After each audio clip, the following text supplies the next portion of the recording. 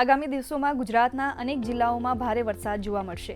દક્ષિણ ગુજરાતના અનેક જિલ્લાઓમાં ધોધમાર વરસાદની આગાહી છે। આમ તો સૌરાષ્ટ્રને બાદ કરતા તમામ ઝોનમાં 100% વરસાદ વરસી ગયો છે, પરંતુ મેઘરાજા સપ્ટેમ્બરના અંત સુધીમાં મેઘમહેર વરસાવી શકે છે।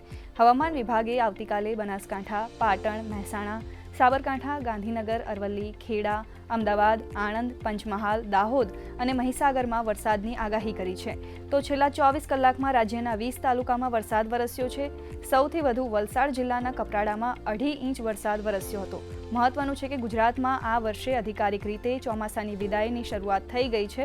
હવામાન વિભાગના જણાવ્યા પ્રમાણે 16 સપ્ટેમ્બરના રોજ કચ્છ, બનાસકાંઠા બંને જિલ્લા અને પાટણના કેટલાક વિસ્તારોમાંથી ચોમાસું પૂરું થયું છે।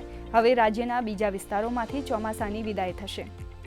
7 दिन की इसमें हल्का से मध्यम बरसात रहेगा दोनों क्षेत्र में, गुजरात रीजन और सौराष्ट्र कच्छ रीजन में।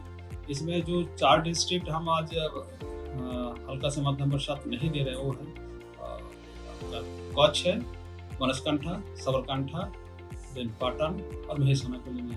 बाकी एरिया में हल्का से मध्यम बरसात होने का संभावना रहेगा।